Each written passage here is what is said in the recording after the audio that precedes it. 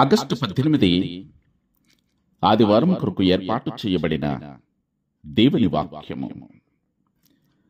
తండ్రి తన కుమారుల ఎడల జాలిపడినట్లు యెహోవా తన యందు భయభక్తులు గలవారి ఎడల జాలిపడును.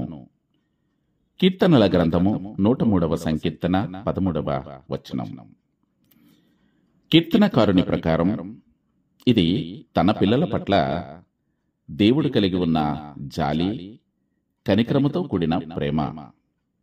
కీర్తనల గ్రంథము 103వ సంకీర్తన 13వ వచనం. మానవ జీవితము నుండి తీయబడిన ఒక రూపకాన్ని ఉపయోగించి దావీదు దేవుని ప్రేమను వివరించాడు. అది తన పిల్లల పట్ల మంచి తండ్రి శ్రద్ధ వహించినంత మృదువుగా ఉంటుందని అతడు చెప్పాడు.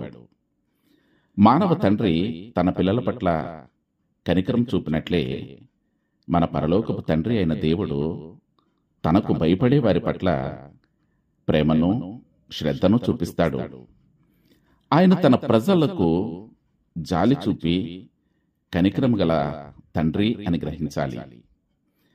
మనం బలహీనంగా ఉన్నప్పుడు మరియు జీవితంలో పాపపు డాగుల కారణంగా మనం ప్రేమించదగని వారమని భావించినప్పుడు విశ్వాసము ద్వారా మన పట్ల మన పరలోకపు తండ్రి ప్రేమను పొందవచ్చు.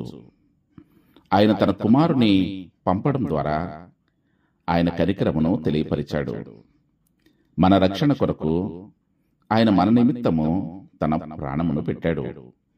యోహాను రాసిన మొదటి పత్రిక 3వ అధ్యాయము 16వ వచనం. ఈ ఒక్క కార్యముతో మన పట్ల దేవుని ప్రేమను మనం అనుభవించగలగడమే కాకుండా మనము సిలువ వైపు తేరి చూసి దానిని గమనించగలం కూడాను.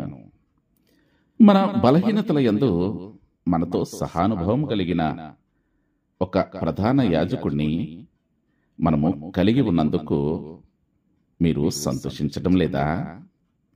దానిని నిరూపించే గాయాలు లేదా ఆనవాళ్లు ఆయన కలిగి ఉన్నాడు అని గ్రహించండి.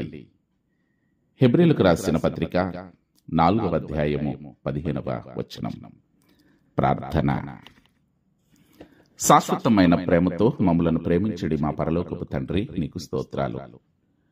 గడిచిన రాత్రంతయు సుఖమైన విశ్రాంతిని మాకు అనుగ్రహించి మా జీవితాలలో నీవు మాకు దయచేసిన ఈ శ్రేష్టమైన నూతనమైన పునరుద్ధాన దినమును బట్టి నీకు స్తోత్రాలు. ప్రభువా, ఈ ఉదయమున నీ కృపతో మమ్మలను తృప్తిపరచండి. మేము చేసే ప్రతి కార్యములలో, మా బాధ్యతల్లో, మా ప్రయాణములలో నీ సహాయమును, సఫలతను మాకు అనుగ్రహించండి. సంవత్సరమును దయాకిరీటమును పొంది జన్మదినములను జరుపుకుంటున్న బిడ్డలను, వివాహ దినము ఆయా ప్రత్యేకమైన దినములు జరుపుకుంటున్న బిడ్డలను మెండుగా దీవించి ఆశీర్వదించండి. ప్రభువా, బలహీనులను బలపరచండి. ఆర్థిక ఇబ్బందులలో ఉన్న బిడ్డలకు సమృద్ధిని దయచేయండి. తమ ప్రియులను కోల్పోయి వేదనలో ఉన్న బిడ్డలకు ఆదరణ, ఓదార్పు దయచేయండి.